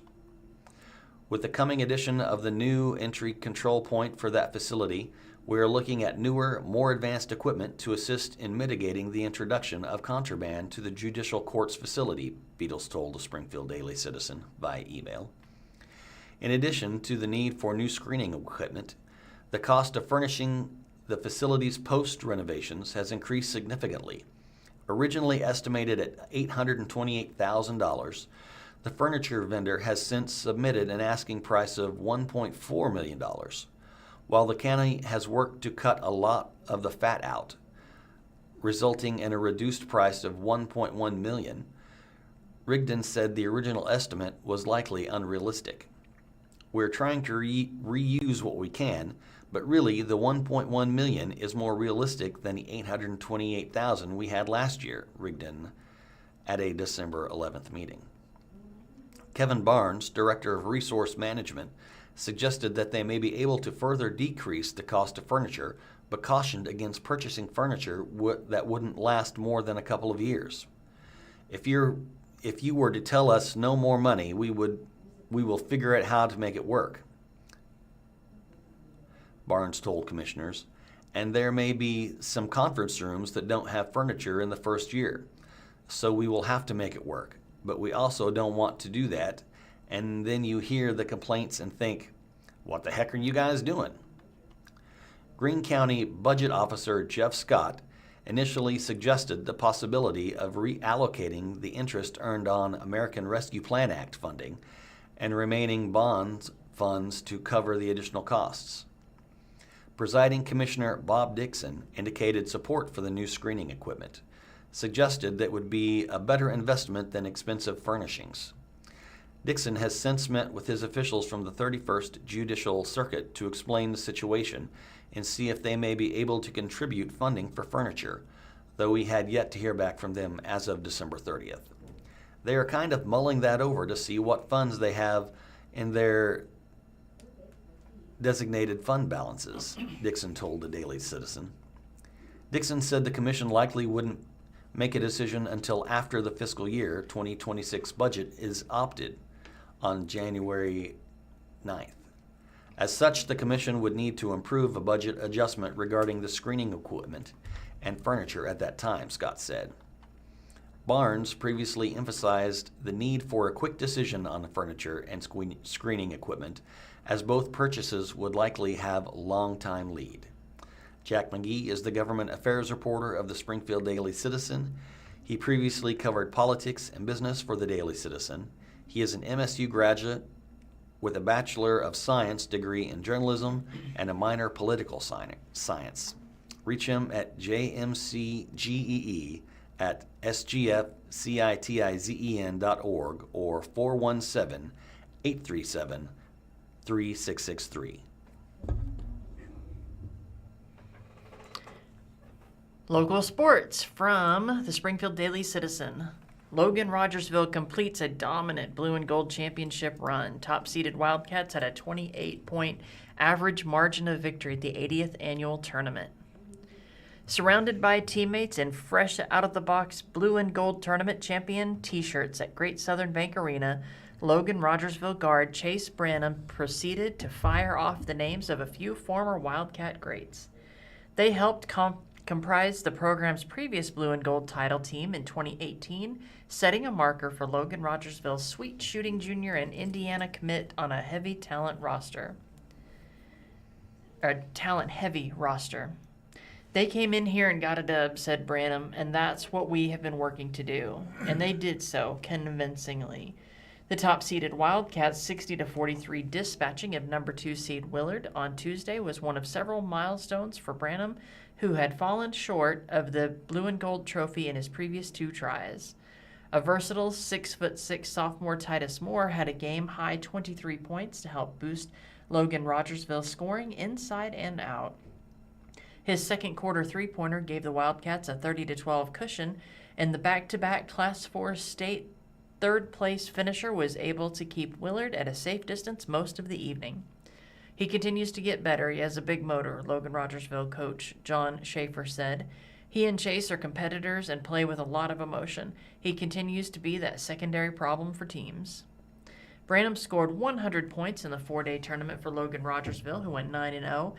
Which won its 8th blue and gold title in the Greenwood-hosted event's 80-year history. The Moore brothers, including 6'7" senior and Northwest Missouri State-bound forward Marcus Moore, were also a force inside defensively, holding Willard's sophomore standout Uzziah Hurkison to a season-low 2 points. Colby Mole and Naomi Kelly combined for 27 points to lead Willard, which hit a pair of near full-court shots at the end of quarter buzzards to chip into the Wildcats' lead. Logan Rogersville, a runner-up a year ago after falling to Kickapoo, cruised through its bracket with an average 28-point margin of victory. The Wildcats downed Lebanon 67-36 in the first round, Crane 68-38 in the quarterfinals, Glendale 80-46 in the semifinals, and Willard 60-43 in the title round. Ryan Collingwood is a sports reporter covering college and high school sports in the Springfield metropolitan area for the Daily Citizen. Have a story idea or a gripe? Send an email to rcollingwood@sgfcitizen.org. Call him at 417-837-3660. Or either one. Yeah. From the Springfield News-Leader, a story posted 2 days ago. Willard Police Chief says, "I'm blessed," as he prepares for a transplant. As the Willard Police Chief since 1993, Thomas McClan has been a steadfast presence in the community for decades. After being diagnosed with an aggressive lung disease, McClain is planning to join the list to receive a double lung transplant in 2026. Despite his health scare, he is determined to continue to serve and protect Willard and beyond. McClain has been part of the police force since 1987. He was hired in Willard in May of 1993 and became a chief of police soon thereafter in September of 1993. Through his years of service, his work has extended beyond enforcing the law. McClain has run the DARE program, or Drug Abuse Resistance Education Program, and established Camp Character, an outgrowth of the Police Athletic League that offers local youths a safe place to explore the outdoors and master new skills. With more than 35 years in law enforcement, McClain first noticed something was wrong when he would be short of breath at the slightest bit of exertion. He works out religiously, he said, so it felt ridiculous when he noticed he was having trouble breathing starting a couple of years ago. In 2023, McClain said, he raised his concerns with his doctors and had several tests run on his heart, all of which showed he was in good shape. He was told he was aging and simply needed to slow down. But after continuing to seek answers, this October, McClain saw a pulmonologist who diagnosed him with severe pulmonary fibrosis, a disease that occurs when lung tissue becomes damaged and scarred. Since then, preparation examinations have taken place at the Barnes Jewish Hospital in St. Louis to determine whether McClain was a good candidate for a double lung transplant and how soon he should join the transplant list. Initially, I looked at this diagnosis with just despair, but now that I've had time to think about it, I realize I'm blessed in that yes, there's this significant life-altering issue, but there is also a very rock-solid solution, and I jumped through the hoops and I'm eligible for the solution, he said. Ashley Inslee, McClain's eldest daughter, said she had noticed her father's health declining over the years and had grown concerned, noting that his rigorous workout routine and years in physical field in a physical field meant there was nothing weak or frail about him. She said she was devastated when her dad was finally diagnosed, but also did not have time to fall apart and had to spring into action to plan steps necessary toward his recovery. The disease is not curable or reversible, with the doctor giving him only a year of life after his diagnosis, he said. McLean has been taking medications to slow progression of the disease, but said he felt it was not working, so instead he was setting his sights on the transplant. Even if it is working, I'd rather just get this show on the road, he said. McLean is raising funds for a lung transplant and recovery. In late January, McLean will make his way back to St. Louis to undergo additional examinations to prepare to be added to the transplant list. He is hopeful he can join the list in early February. From there, he said, things are expected to move quickly. McLean told the News-Leader the longest he'd likely need to wait for a double lung transplant is 3 months. On average, McLean said, the transplant can extend a life by 9 years, though he noted he has spoken to survivors who have far exceeded that. To prepare, McLean has stepped up his workout routine to ensure his best possible health for recovery. He said he is hopeful that he could recover within 3 months from the surgery. Beyond McLean's physical health, other preparation has been ongoing. Inslee has worked with the Help Hope Live Foundation to set up a fundraiser for her dad. The organization helps with fundraising efforts to cover the costs of medical care that insurance doesn't cover, travel, additional treatments, and more. McLean's donation page hopes to raise at least $30,000. Inslee says that amount is the bare minimum to ensure her parents can stay in St. Louis for 3 months during and after transplant surgery, pay out-of-pocket costs, therapies, and make up for the loss of income. She said she and her sister will make trips to St. Louis as much as they can, but McLean's wife will become his full-time caregiver. So that's kind of what we're trying to focus on with the fundraiser, is helping to bridge the gap between insurance and living expenses and everything like that, Inslee said. It's just everything is just unknown, and that's a very scary thing. As of December 29th, more than $12,000 had been donated to the campaign. Those interested in contributing to the campaign can visit www.helphopelive.org. McLean said he has marveled at the response and outpouring of support for him and his family. For Inslee, she said, it has been incredible to read all the comments from people have left about the impact and connection her dad has made with members of the community. My dad mostly, but also my mom, they were very nervous to put up a fundraiser and ask for help. As you know, they didn't want people to think they were just looking for handouts or anything like that, she said. And I was like, well, you don't really have a choice. You cannot do this by yourself. And I told my dad, you have given 40 years of your life to service, and over 30 of those years have been here in Willard and in the 417 area. People love you. People want to see you do well, and you have touched so many lives. Let's just see where this goes, and responses have been such a blessing. It's so cool to see. Inslee said the transplant surgery nears, they will plan more fundraising events within the community to bring everyone together and build support around her father's recovery. Taking on a challenge and fulfilling a vow. Even with this diagnosis and doctor's appointments scheduled, McLean remains serving as Willard's police chief with no plans to give up his post even after his surgery. For the man who is also a pastor at the Rose Hill Baptist Church, his faith has played a large role in coming to terms with his health issue. I have a kind of vow to complete. When God called me to the profession of policing in June of 1987, I vowed a vow to him that I would give him 40 years, and that is June of 2027, McLean said. Now I realize that I maybe won't make it, or that it's possible I will not be well enough to fulfill that vow, but it's also possible that I'll be one of the guys that recovers quickly and is back in the saddle within 2.5 to 3 months. Moving forward, he said he is taking on pulmonary fibrosis as a challenge, motivated and willing to put in the work and do whatever it takes to come back to work. Let's get the show on the road. I will be single-minded when I wake up from surgery, McLean said. I'm on the road to recovery. I'm going to be working as hard as I can to recover as quickly as I can. McLean said he has already had conversations with his team and Police Major Shannon Shipley for order of business in his absence and to find the most helpful ways he can serve as an administrative chief, at least initially, in his return. While others in McLean's situation might look at retiring or taking a step back to focus on their health, Inslee said that was not her dad. She said she fully believes he will be back and deliver on his promise to continue to serve Willard.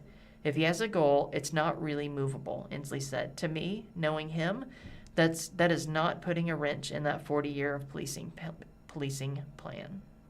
Marta Mees covers local government at the News-Leader. If you have feedback, tips, or story ideas, contact her at mmieze@news-leader.com. This is from the Springfield Daily Citizen. A look at major projects planned in Nixa, Ozark, and Republic for 2026. Nixa, Ozark, and Republic are all working on new public amenities like multi-use trails and park improvements for 2026. Other major projects include water infrastructure, street upgrades, and new police facilities. Nixa, Ozark, and Republic have each several major projects planned and budgeted for 2026, from road improvements to park projects and police facilities. In each community, officials have felt the squeeze of inflation driving up costs for construction and new infrastructure. Meanwhile, residents of the suburbs appear to be spending less of their money at local businesses. Voters are also demonstrating more hesitance in approving municipal and county tax measures.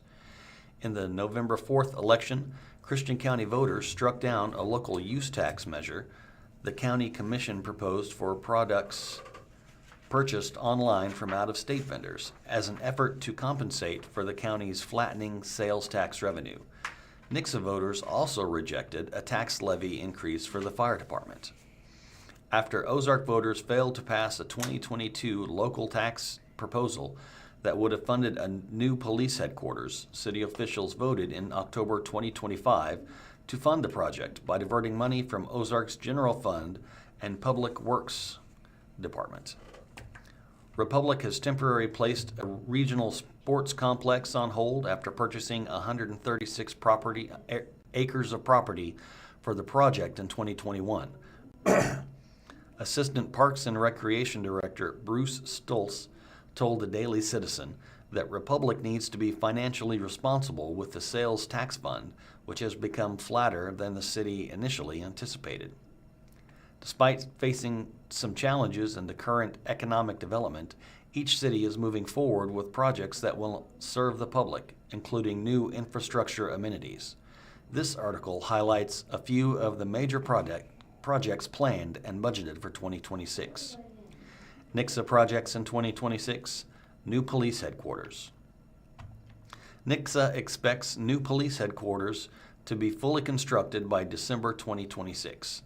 The $15.2 million facility was funded by a 3/4-cent sales tax approved by Nixa voters April 2023. At 22,000 square feet, it will more than twice the size of the department's current space.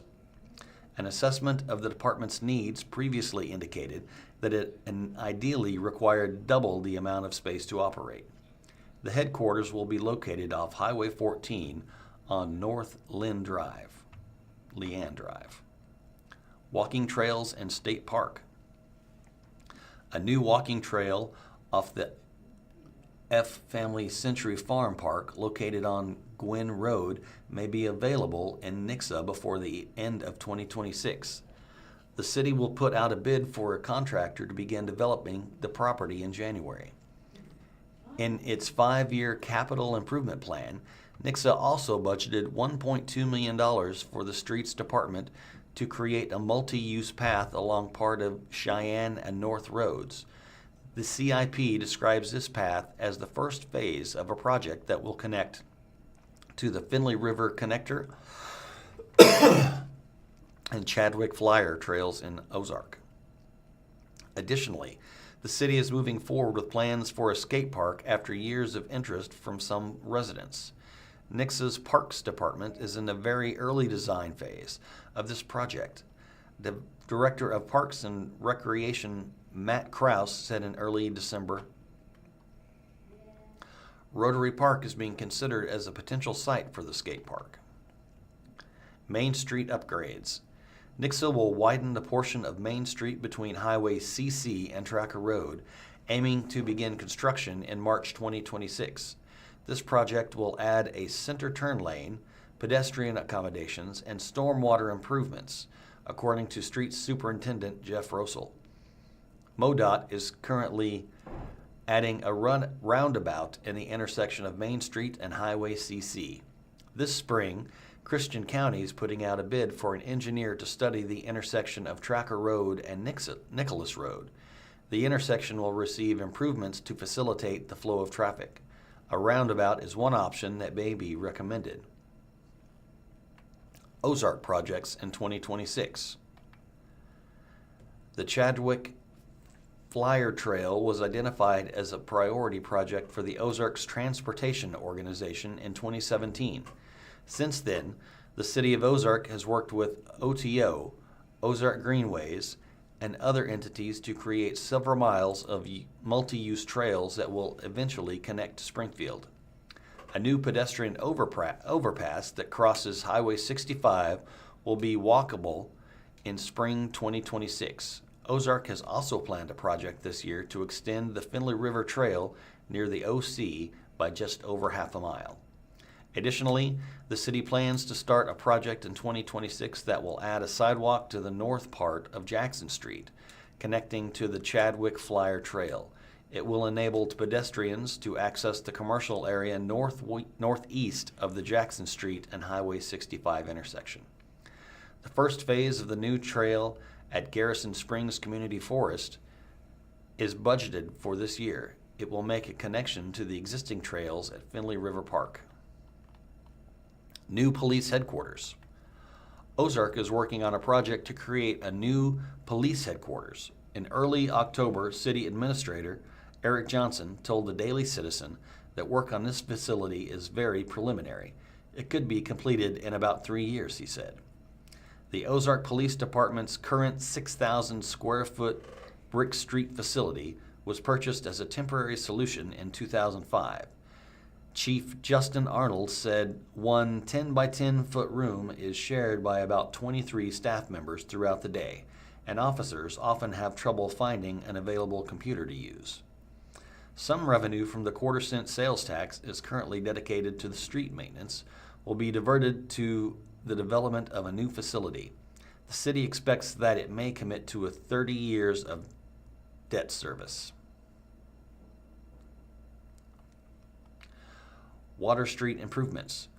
Ozark has several major water infrastructure plans for 2026. The city will begin work on a new water tower and well in its northeast quadrant, which has been experiencing rapid commercial growth. Water pressure in this zone no longer meets required fire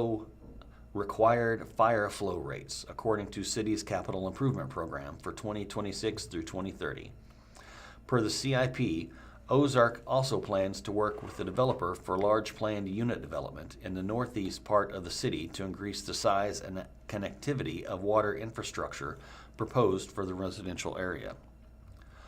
Republic projects for 2026, J.R. Martin Park improvements. This summer, Republic J.R. Martin Park will have new amenities, including a larger parking lot, dedicated space for food trucks, and an open-air pavilion that is designed to hold a farmer's market. A 2-lane road that currently cuts through the park will be omitted, according to Assistant Parks and Recreation Director Brad Stultz. That will improve the safety and increase the green space, he said. The $2.7 million project was funded in part of a 2023 series of bonds Republic issued to the Parks Department for capital projects. New wastewater plant. A new Republic wastewater plant is on track for being operating in October 2026. Budgeted at $150 million, it is the city's largest single economic investment to date. The facility will address long-standing compliance issues the city has had with the Missouri Department of Natural Resources. The project was fully funded through multiple sources, including a tax-exempt bond, MDNR loan, and grants from both the federal government and the state of Missouri. Republic officials applied for more funding from the state in the 2025 budget cycle, which would have cut the amount of money the city drew from the loan. Governor Mike Kehoe vetoed this request. According to previous reporting from the Daily Citizen, sewer rates will continue to increase in Republic until 2029 to service the debt from this project. Zoe McIntyre was born and raised in the Springfield area. She covers Springfield's surrounding communities like Nixa, Ozark, and Republic. While a student at Evangel University, she enjoyed working on staff at the school's radio station